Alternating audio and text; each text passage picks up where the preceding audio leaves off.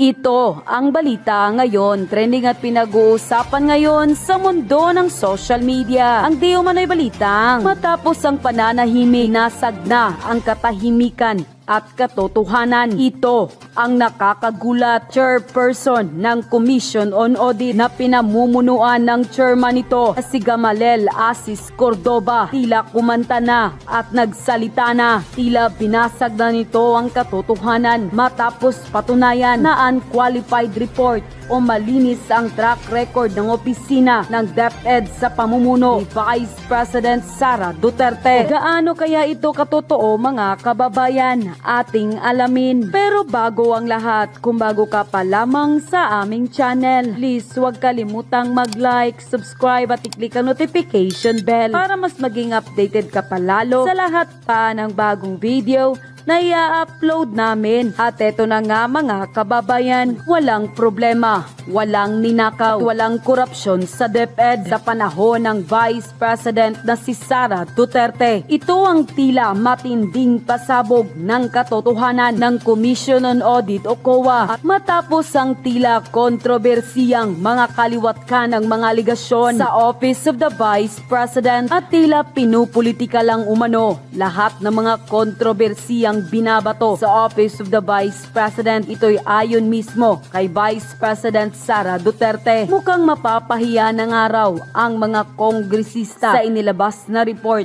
at pahayag ng Commission on Audit na pinamumunuan ng chairman nito na si Gamalel Asis Cordoba. Matapos patunayan nito na unqualified report o malinis ang track record noon sa opisina ng DepEd noong si Vice President Sara Duterte pa ang namumuno. Tila tiyak rin daw na kahihiyan ang aabutin ng mga ilang kongresista sa Kamara de Representante na hanggang ngayon ay tila naniniwala pa rin sila na mali ang pamamahala ng pangalawang Pangulo na si Sara Duterte noong ito pa ang kalihim ng kagawaran ng edukasyon. Dahil dito, kinumpirma na mismo ng Commission on Audit at Chairperson na si Gamalel Cordoba na walang naging maling paggastos ang pangalawang Pangulo nung ito pa ang DepEd Secretary. At sa katunayan, sa kauna-unahang pagkakataon noong taong 2022, nakuha ng Department of Education ang highest audit rating mula mismo sa COA dahil nakita nilang maayos ang paggastos ng pera ng taong bayan sa pamamalakad mismo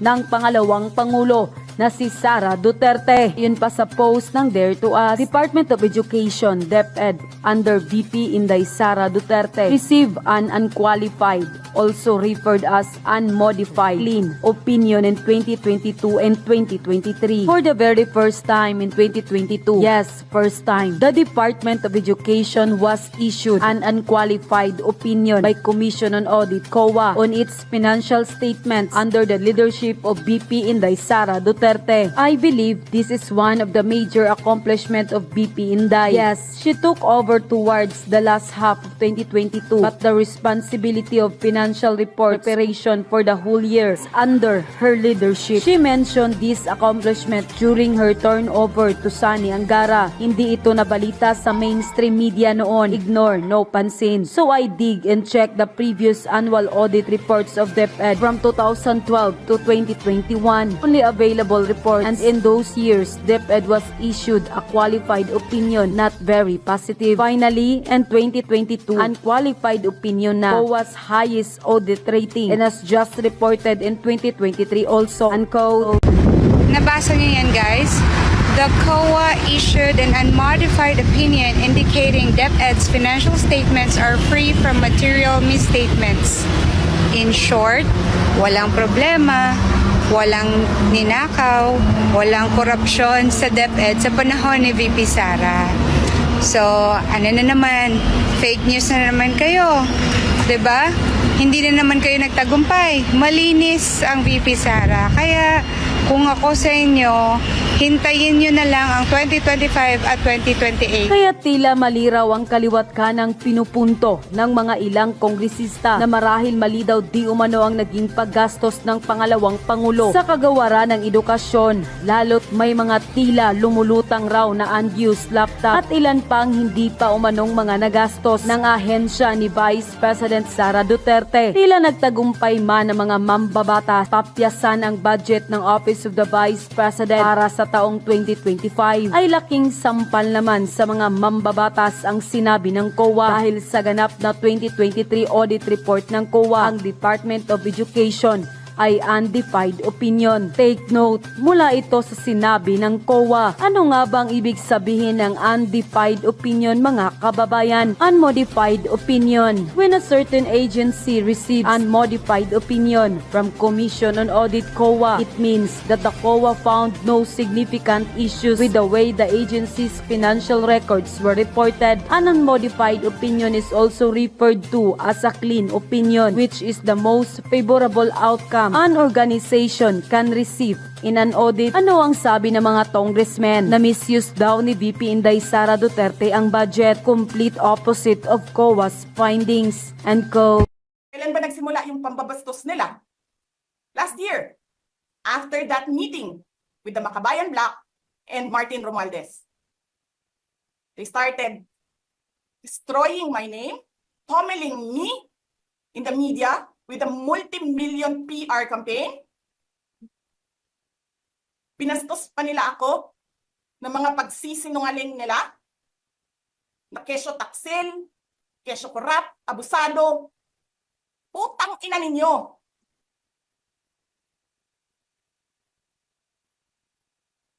Sino ang korap? Yung mga congressman na yan na nag-hearing, anong sinasabi nila? Pagkatapos, pag na-off na ang mic, pag wala ng media, pasensya na kayo ha. Kailangan kasi namin ng pera. Mag-eleksyon na kasi. Pakisabi kay Sara ha. Hindi ko naman gusto tong ginagawa ko eh. Eh putang ina, hindi mo pala gusto ginagawa mo eh. Bakit mo sinisira pangalan ko? Joel Chua.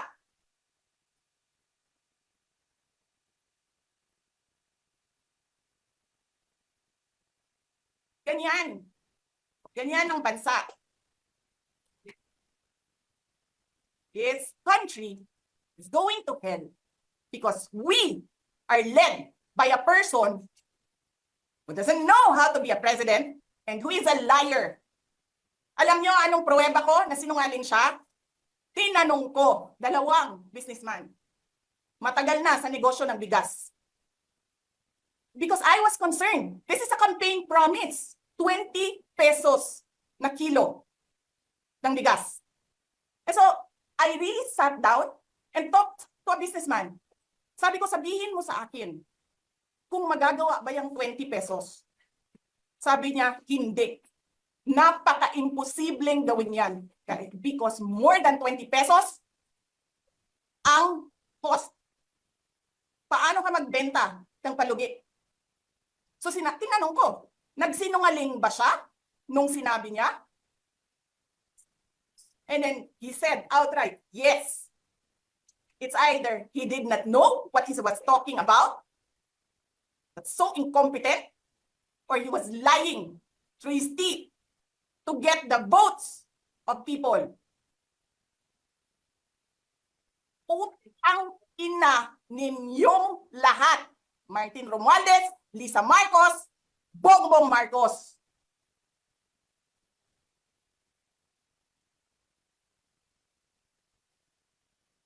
Ginigit-git nyo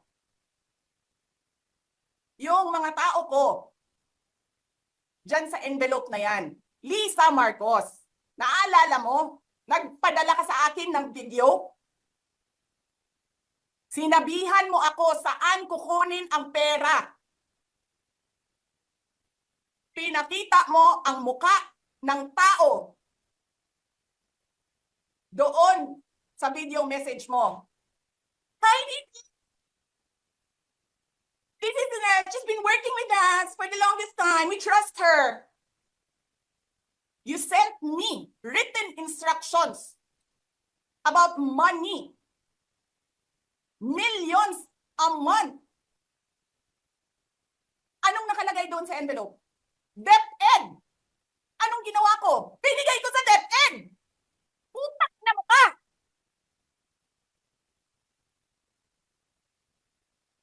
Wala ka nga posisyon sa gobyerno, namimigay ka ng pera ng gobyerno eh.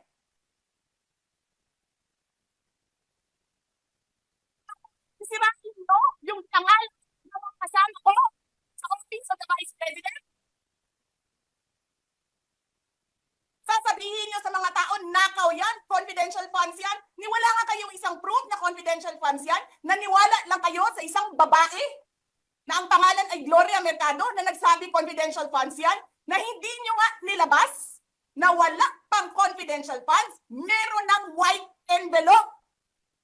Kasi 2022 pa lang, ang ina mo ka, may utos na ng pera sa DepEd. Tapos kami yung nagsisinungaling? Nagpipigil ako eh. Kasi gusto ko lang magtrabaho. Gusto ko lang tapusin nyo na yung ng show ninyo dyan sa House of Representatives para makabalik na kami sa trabaho namin. Tapos ganyan ang gagawin ninyo sa amin dahil hindi kami sumusunod sa inyo? Dahil ayaw na namin tumulong sa inyo? Ganito gagawin ninyo? Presidente ka, may speaker ka na involved sa bribery ng Supreme Court justices. May video, may kaso, may witnesses. Hindi mo tinanggal yung speaker mo. Pinabayaan mo siya abusuhin ang pera ng bayan. Paikot-ikot sa buong bansa, namimigay ng pera na para bang kanya yung pera. Eh di ba nga, lagi niyo sinasabi separation of powers? Anong trabaho ng legislative branch? Gumawa ng batas. Anong ginagawa ni Martin Romualdez? Nagdidirect ng DSWD, namimigay ng ayuda,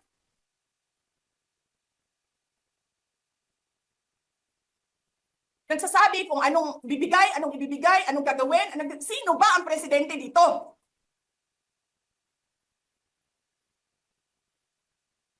Alam nyo, alam namin, mali ang ginagawa ninyo. Sinabihan ko lang mga kasama ko sa Office of the Vice President, pasensya na, sumunod na lang tayo para matapos na sila. Tapos ganito ang gagawin ninyo? Alam namin, walang contemptuous doon sa ginawa ni Yusek Lopez. Wala. Lahat ng tanong, sinagot niya. Pumunta siya. Maayos siya kumausap. And then sasabihin ninyo sa amin, bakit kami susulat sa COA? Bakit hindi kami susulat sa COA? Hindi tapos ang appeal namin. Hindi tapos ang audit namin. Tapos buhaghag na ninyo tanan ang isubmit namo sa COA?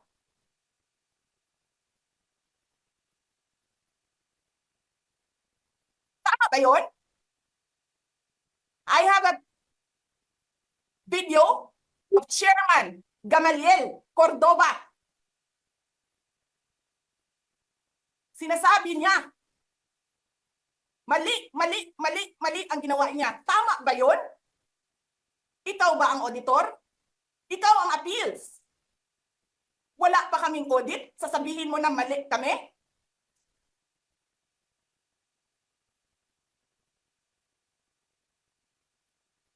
Ang ina ninyo.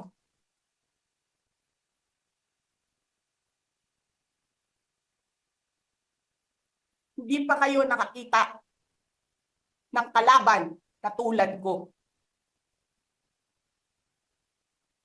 Nagpigil ako na nagpigil. Kasi masama sa bayan. Hindi maganda ang political instability.